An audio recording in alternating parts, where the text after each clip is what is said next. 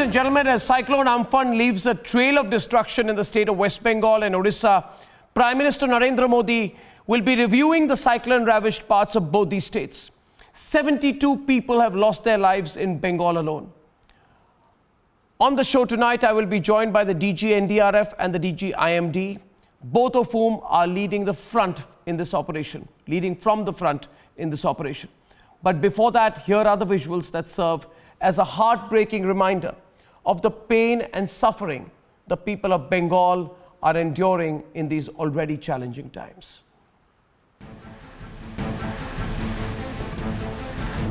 Hours after Cyclone Amphan made landfall at Sundarbans, a trail of death and destruction. This video from Kolkata, tweeted by the Prime Minister just as the storm entered Bengal. Uprooting trees, electric poles, shaking everything that stood in its path.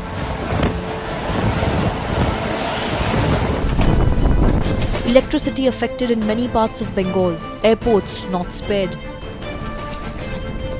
Mamata Banerjee saying it's the worst Bengal may have seen in over 2 centuries. Yesterday, what we have seen, the disaster, catastrophic. I can't imagine this type of disaster. We have never seen this type of. Everybody of Bengal is saying that earlier in the year 1737, there may be a disaster like this. There, so many persons have been died. Watch this video from West Mednipur, showing you the intensity of Cyclone Amphan. The pictures from Kolkata's most iconic locations, almost unrecognizable today, as the city picks up the pieces.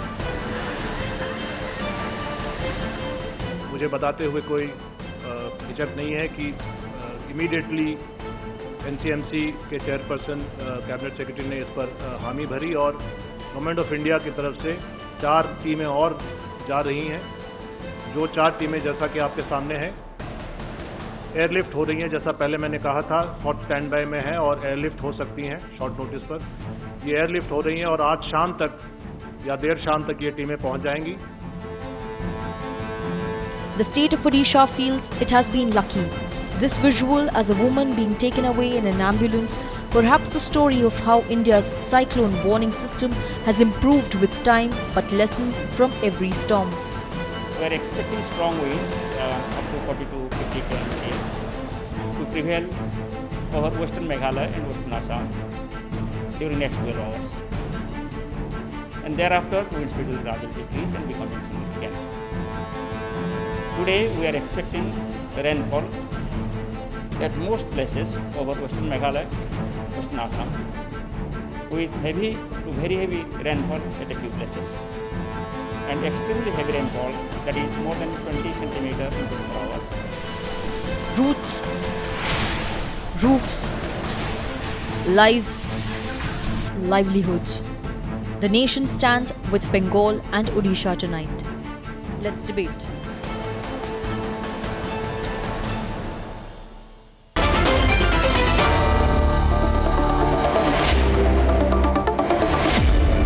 SN Pradhan is the DG of the NDRF, Dr. Mrityunjay Mahapatra is the DG of the IMD, and Roxy Matthew Cole is a climate scientist at the Indian Institute of Tropical Meteorology from Pune. First of all, Mr. Pradhan, you said today that the NDRF faces massive challenges to carry on the restoration work due to the timing of the storm, when India is on the one hand dealing with COVID-19. So it's a two-front war. How do the challenges become greater because of the fact that this is happening at the time of COVID? Absolutely, Arnab. This is a challenge that is unprecedented. That's the first word that comes to the mind. This is 2 super disasters. One is superimposed on the other, so to say. There is a super epidemic. We call it a pandemic in the shape of COVID-19. And there is a super cyclone, which is only the second of its kind in the Bay of Bengal in the history of independent India. So these are both formidable challenges, and they have to be dealt with together or simultaneously. And it has been a sharp learning curve for the NDRF. We are normally used to handling cyclone situations or extensive floods, which we did in 2019, only the last year. But this is not something that we had anticipated. But I think... Which is the worst affected part, and can you give us some scale of it? Because the death toll rose sharply because there were reports and there were many casualties who were found in the aftermath of Amphan. Well, have we fully assessed the nature of the damage yet, or are you still exploring how deep and devastating the damage has been? I think that's the case, very much the case in typical super cyclone or extremely severe cyclone. It takes not 1 or 2 days or even 48 hours would not be enough to have a fair judgment of exactly the nature of damage in terms of life and property. So it will take some time, and one has to be very patient and diligent about it. The state government has to exercise due diligence, and it may just find that there'll be probably more deaths or even more destruction in terms of the quantity and the value. But then that is the nature of the beast, so to say. In the case of Cyclone Phony last year, we had a final toll of 64 deaths, but we arrived at that toll only after about 10 to 12 or 15 days. So that's the nature of the whole thing, and we have to be patient about it. But that is precisely the reason why we must come down to a final figure after all the efforts and due diligence. Dr. Mrityunjay Mahapatra, this cyclone is expected now to travel towards the northeast, towards Assam next. How much of an impact will it be there when it lands in that area? What are the nature of preparations people need to make? Can you tell us about where Amphan is going to next? Anything that people should be careful about in which geographies? The super cyclone Amphan crossed West Bengal coast with the intensity of 155 to 165 kmph, gusting to 185 kmph of winds. And while moving through the land, it moved across south and north 24 Pargana, west and east Medinapur, Howrah, Hubli, Kolkata. And over Kolkata, wind speed was about 135 kilometers per hour. It is continuing its north-northeastern movement, and today morning it entered as a cyclonic storm into Bangladesh, and it has further weakened into a depression in the evening.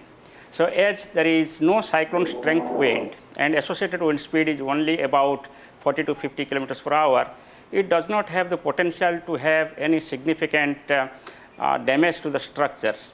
But however, this 40 to 50 kilometers per hour wind speed over western Assam and western Meghalaya can lead to sometimes the breaking of tree branches or damage to papaya and banana trees, etc. But structural damage will be minimal because of this wind speed. And by tomorrow morning, it will become insignificant. So therefore, if you assess whatever wind has been estimated by India Meteorological Department, because of this wind, there was the expectation of large-scale and extensive damage to the structures, including thatched houses, kacha houses, or mud houses, and tin houses, asbestos houses. And also we expected uprooting of large avenue trees, big trees, and uprooting and bending of electric poles and telephone poles for all the districts, including north and south 24 Pargana, west and east Midnapur, Kolkata, Howrah, Hubli. So this wind speed, which is really disastrous, and it occurs whenever an extremely severe or very severe cyclone storm crosses the coast. So this damage potential we could include in our information provided to concerned state and central agencies. I do get that. It could have helped. Yeah, yes, of course. I mean, I have been told that the IMD has very precise predictions on the trajectory of the cyclone. Dr. Roxy Matthew Cole, how much forewarning do we get in these situations? Like, how much forewarning did we have of Amphan hitting? That's question number one. Secondly, we are being told that this is one of the worst such cyclones that has hit Bengal in over 250 years. Is that correct? Yeah, that's correct. This was one of the strongest cyclones that Bengal has seen, even the North Indian Ocean has seen, since we ever started recording cyclone data. and it was almost on par with the Odisha 1999 super cyclone in terms of strength. And one interesting factor is that this cyclone intensified in a matter of few hours from a category 1 cyclone, that's about 100 to 150 kilometer per hour cyclone, to a category 5 cyclone, that's a 200, 250 kilometer per hour cyclone in a very short span of 18 hours. And this is something unprecedented.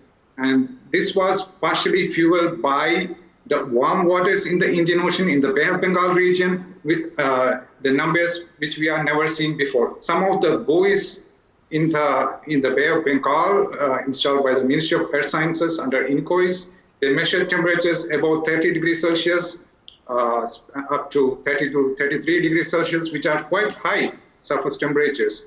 And this is largely riding on a global warming trend, and Indian Ocean is becoming a hotspot. So we should be prepared for more and more events like this, and more compound events where cyclones and extreme events and storm surges act together. And at the same time, we should appreciate the way IMD predicted it much ahead of time. I think by 13th May or something, they already forecasted the genesis of cyclone, and also the landfall, the direction and the path and landfall of the cyclone precisely. No doubt about it. I was very curious when I heard Dr. Mrityunjay Mahapatra, you said because of Amphan, the atmosphere is disturbed. And I think you also said something to the effect that because of Amphan, now the monsoon is also going to be delayed. Can you explain that? Yeah, the tropical cyclones are some kind of perturbations, temporary perturbations in the atmosphere, which results due to interaction of various types of ocean, earth, and atmospheric forces. It disturbs the atmosphere temporarily for about, say, 5 to 7 days. That is the life period of the cyclone over a particular region. So after the dissipation of the system, the atmosphere restores its original conditions. By that process, sometimes the atmosphere takes 3 to 4 days to restore itself, and hence the normal process gets delayed by 3 to 4 days. Mm-hmm. So there are many processes contributing to onset and advance of monsoon. Yeah. So we expect it could lead to some kind of slight delay of about 4 days towards the advance of monsoon. I see. At the same time, this cyclone also helped in advance of monsoon over Nicobar Islands and South Bay of Bengal. Yeah. Finally, Mr.